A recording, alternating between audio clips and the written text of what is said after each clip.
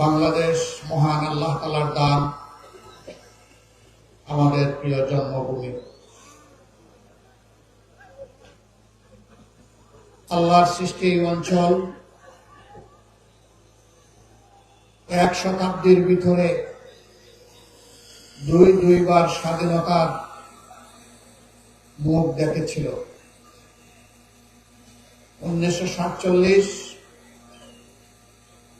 আজাদী আন্দোলনের মধ্য দিয়ে এই ভূখণ্ড অখণ্ড পাকিস্তানের একটি প্রদেশ ছিল।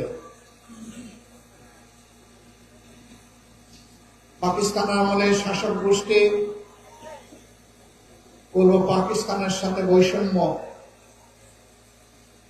ক্ষেত্র বিশেষে অবিচার করার কারণে এদেশের মানুষ পাকিস্তানি শাসক গোষ্ঠীর বিরুদ্ধে ফুঁসে উঠেছিল। 69-এর গণ আন্দোলনের হাত ধরে 70-এর সাধারণ নির্বাচন অনুষ্ঠিত হয়েছিল। এই নির্বাচনের পর পাকিস্তানি শাসক গোষ্ঠীর একজনের কারণে নির্বাচিত দল এবং জনপ্রতিনিধিরা জনগণের ভোটের ম্যান্ডেটে যারা নির্বাচিত হয়েছিলেন তারা তাদের রাজনৈতিক অধিকার পাননি। সেদিন জনগণের ভোটের প্রতি সম্মান দেখাতে ব্যর্থ হওয়ার কারণে একটি যুদ্ধ অনিবার্য হয়ে উঠেছিল। এদেশের ছাত্র শ্রমিক কৃষক জনতা এক কাতারে সামিল হয়ে হানাদার বাহিনীর বিরুদ্ধে যুদ্ধে ঝাঁপিয়ে পড়েছিল। বুক ভরা আশা আর চোখ ভরা স্বপ্ন নিয়ে যে প্রিয় দেশটি সব ধরনের বৈষম্যের হাত থেকে মুক্তি পাবে, সামাজিক ন্যায় বিচার নিশ্চিত হবে, দেশ মর্যাদার আসনে প্রতিষ্ঠিত হবে, জাতি হিসাবে গর্ব করে বুক ফুলিয়ে বিশ্বের বুকে আমরা চলাফেরা করতে পারব। যারা সেদিন নির্বাচিত হয়েছিলেন তারা এমনটাই জাতিকে আশ্বস্ত করেছিলেন। কিন্তু স্বাধীনতা পরবর্তী বাংলাদেশ, যেই দেশটি বিপুল সংখ্যক মূল্যবান জীবন, সম্পদ আর ইজ্জতের ত্যাগ কোরবানির বিনিময়ে অর্জিত হয়েছিল, শাসক গোষ্ঠী জনগণের সাথে কথা রাখেনি। সেদিন যারা লড়াই করেছিলেন, জীবন দিয়েছিলেন, আহত পঙ্গু হয়েছিলেন, তাদের সকলের প্রতি আমরা গভীর শ্রদ্ধা নিবেদন করছি। তারা জাতিকে ভুলে গিয়ে একটি পরিবার, গোষ্ঠী এবং সর্বোচ্চ একটা দলকেই তারা বাংলাদেশের মালিক এবং জমিদারে পরিণত করেছিলেন। বাকি সমস্ত মানুষকে তারা দাসত্বের শৃঙ্খলে আবদ্ধ করেছিলেন। বহুদলীয় গণতন্ত্র খতম করে দিয়েছিলেন। মিডিয়ার স্বাধীনতা কেড়ে নিয়েছিলেন। মানুষের বাঁচার অধিকার তারা কেড়ে নিয়েছিলেন। ভোটের অধিকারও তারা কেড়ে নিয়েছিলেন। এক কথায় নগর জীবনে, জনজীবনে মানুষ হিসেবে মানুষের যে সমস্ত মৌলিক মানবিক অধিকার আছে সবগুলা সেদিন দলিত মতিত হয়েছিল। আমাদের পুলিশ ছিল, সেনাবাহিনী ছিল, আধা সামরিক বাহিনী ছিল, সাহায্যকারী আনসার ছিল, কিন্তু দল, গোষ্ঠী, পরিবারকে রক্ষা করার জন্য সেদিন একটি জল্লাদ বাহিনী গঠন করা হয়েছিল, যার নাম ছিল রক্ষী বাহিনী। এই জল্লাদ বাহিনীর হাতে মানুষের জীবন, সম্পদ এবং ইজ্জতকে অবলীলায় তুলে দেওয়া হয়েছিল। যখন যাকে ইচ্ছা তাকে খুন করা হয়েছে, এই মানুষগুলা সামান্যতম বিচার পাওয়ার কোন অধিকার সেদিন ছিল না।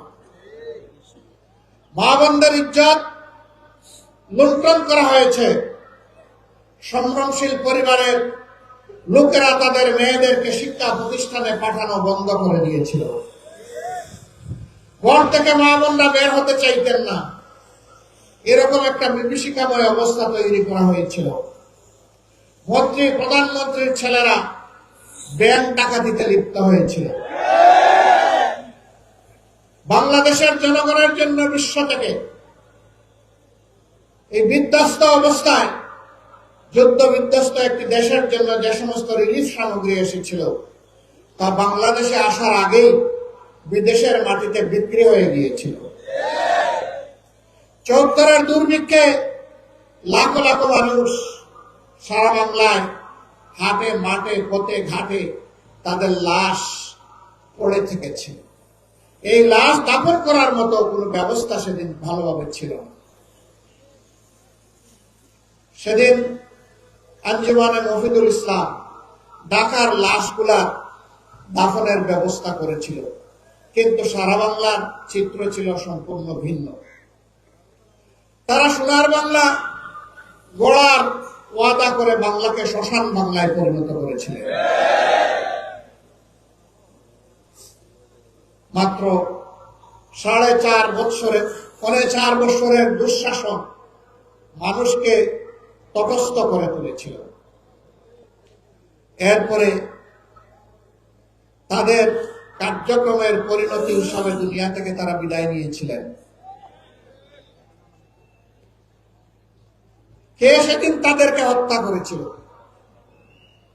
যারা ৭১-এর রণাঙ্গনে বুক চিতে দেশের স্বাধীনতার জন্য যুদ্ধ করেছিল, সেই সৈনিকরা কেন তারা সেদিন খেপে গিয়েছিল?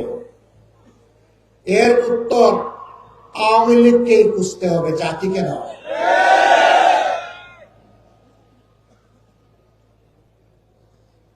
সম্মানিত বন্ধুগণ,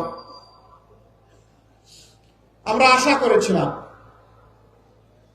৭২-এর 10 জানুয়ারি থেকে ৭৫-এর 15 আগস্ট পর্যন্ত দেশে যে ফ্যাসিবাদ কায়েম হয়েছিল, এক নায়কতন্ত্র কায়েম হয়েছিল, যার পরিণতি সচক্ষে দেখেছে দেশের মানুষ, এটা থেকে আওয়ামী লীগ শিক্ষা নিবে। কিন্তু ওই যে কথা আছে, কয়লা ধইলেও ময়লা যায় না। সাবান আর সার্ফ এক্সেল যা দিয়েই ধর না কেন, কালো কয়লা আরো কুচকুচে কালো হয়। আওয়ামী লীগের ক্ষেত্রে তাই হয়েছে। 3 দফায় বাংলাদেশের মসনদে তারা এসেছিলেন। ৭২-এর 10 জানুয়ারি আবার এসেছিলেন, 96 সালের 10 জানুয়ারি, এরপরে তারা আবার এসেছিলেন 2009 সালের 7 জানুয়ারি। এই 3 বার তারা ক্ষমতায় এসে বাংলাদেশকে ছোপ ছোপ রক্ত আর খাড়ে খাড়ে লাশ উপহার দিয়েছে।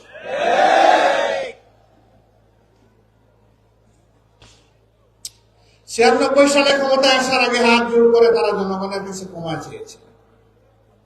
অতীতে আমাদের দল বাংলাদেশের জনগণের সাথে যে অন্যায় আচরণ করেছে, যে জুলুম করেছে, আমরা বিনা শর্তে মাপ চাই। একটিবারের জন্য আমাদেরকে আপনারা ক্ষমতায় দিন, আমরা ভালো হয়ে গেছি, এখন দেশের জন্য ভালো কিছু করতে চাই। হাতে তসবি ছিল, মাথায় ঘুমটা ছিল। জনগণ সহজ সরল ভাবে ধারণা করেছিল তাদের মানসিকতার পরিবর্তন হয়েছে, কিন্তু না। যখনই তারা মসনদে বসলেন, তারা আপন রূপে আত্মপ্রকাশ করলেন। আপনাদের মনে থাকার কথা, তৎকালীন প্রধানমন্ত্রী চট্টগ্রামে গিয়ে বলেছিলেন, চট্টগ্রামের নেতাদেরকে তিরস্কার করে, একটা হত্যাকাণ্ডের ঘটনাকে কেন্দ্র করে, তোমরা কি হাতে ছুরি করে বসে আছো? তিনি ঘোষণা দিয়েছিলেন, আর যদি আমার দলের একটা মানুষকে হত্যা করা হয়, তাহলে তার বিনিময়ে 10টা লাশ ফেলে দিতে হবে। এই ছিল একজন প্রধানমন্ত্রীর দায়িত্ব জ্ঞানহীন হুঙ্কার, আসফালন। তারা তাই করেছিলেন। সেই সময়টায় খালে বিলে নদীতে নালায় জঙ্গলে হাটে মাঠে সর্বত্র মানুষের টুকরা টুকরা লাশ পাওয়া যেত।